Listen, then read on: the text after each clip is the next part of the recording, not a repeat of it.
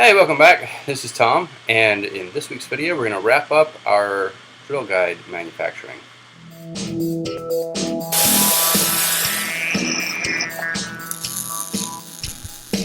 Hey, before we jump in on the second part here, I wanted to say thank you to a few people. This weekend, I got what I'm referring to as being A-bombed. Actually, I got referred to in or listed in one of Adam Booth's videos, as well as James Green. Actually, James, you called, gave me a shout out this weekend as well. The result of which was like 100 new subscribers in a 24-hour period. It was amazing. So I wanted to say thank you both to them and to each and every one of you who clicked that subscribe button this weekend. It means a heck of a lot to me. It's part of why I do these videos, and so I just want to say thanks. Moving into the episode, there's going to be a lot of fast forward, right? Frankly, it's cutting. It looks pretty. It's kind of neat. Not a lot to look at though, right? So I'll intersperse it with some. Maybe I'll do some audio over top, but I'm going to stop babbling now and let's get to something a little more fun. All right, so I'm using an old blade on this one. I had to go ahead and get the rough stock cut, and so I went ahead. We started just basic stuff. We're gonna get it faced, and then we needed to turn it down to a diameter of 2 1/8. I'm not sure why that was the spec. Based on the template I had, it could have been anything up to about 2.5 inches. I think maybe he was just trying to save a little weight on the overall part. So this part is going to have a 3/4 inch hole in the middle, and then 4 3/8 holes in it's just basically a four bolt pattern on 3/4 inch. So here we are getting it faced, getting it down to size. Again, I'm still getting a feel for how the dials were working on the lathe, but I'm feeling a whole lot better that I can hold a good solid tolerance with that. And so flipped it around, faced that side off. It's about a 2-inch piece I needed to get. It was a little over. It was 2 1/8. I knew that I was going to make one piece and cut it in half, and so just getting that faced off. Wasn't too worried because I knew I was going to be bringing it down to size. And I got a little cocky, and yeah, I crashed it. Look at that. You see the shiny spots there? Man, can you believe that? I ran it right into the jaws. Center drill. And then I stepped my way up through the. I did center, and then I did a 1/4 inch, and then I did a 1/2 inch, and then I went to a 3/4 inch drill to bring that hole up to size.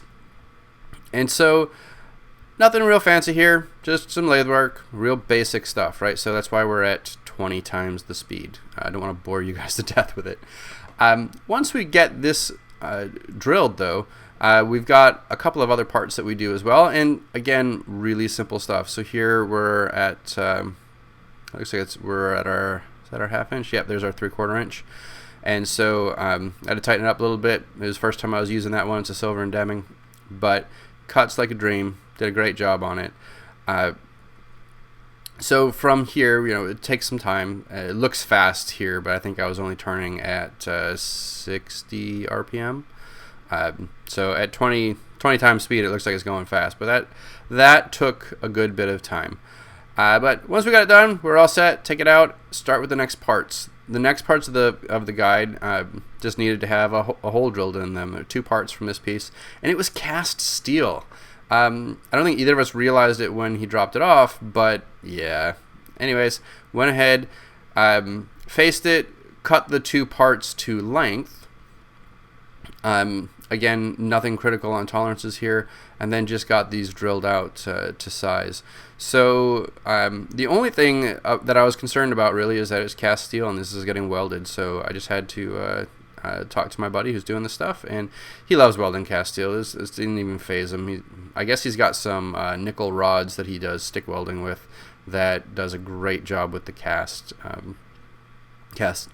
steel and cast iron. So I just went ahead, got these poked out, and all set. So we're about to switch gears here all together and move to the mill.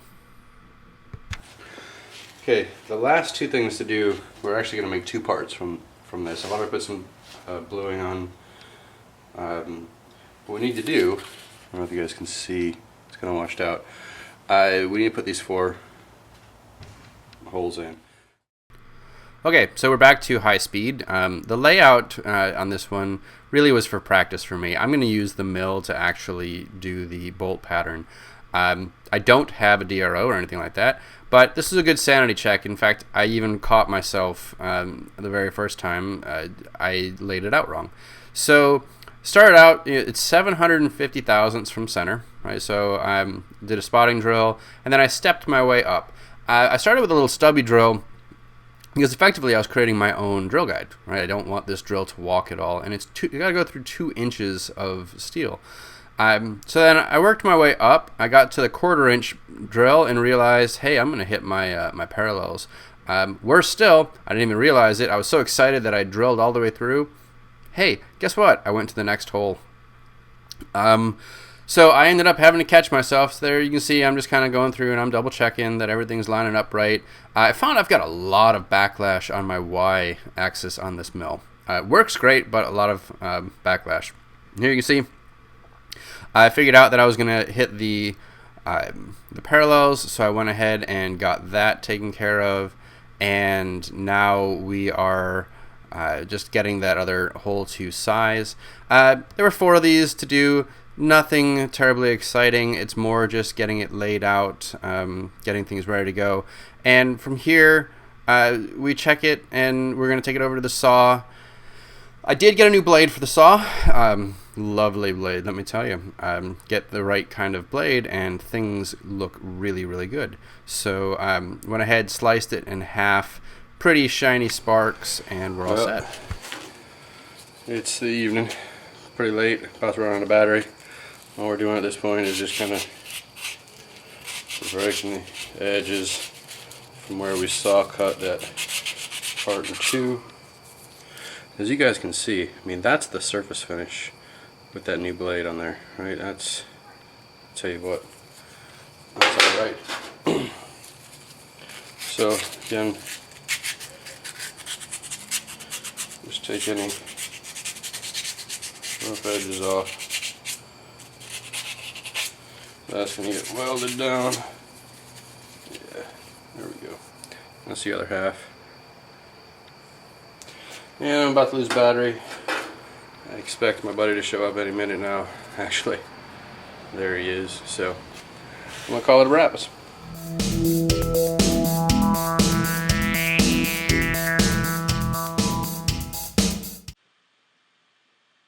Testing 1, 2, 3, 4, 5. I'm not sure that this is actually even working. Hey, this is Tom, and in this video we're going to continue our drill guide manufacture. Hey, this is Tom, and this week's video is a continuation from last week where we were working on the drill guides. Today we're going to work on the locating pins, as well as the there's a 5-hole drill guide that we're going to make as well. Hey, this is Tom, and this is a continuation of our drill guide. Hey, this is Tom, and welcome back to our drill guide manufacturing. We're just going to go ahead and blah blah blah blah blah blah.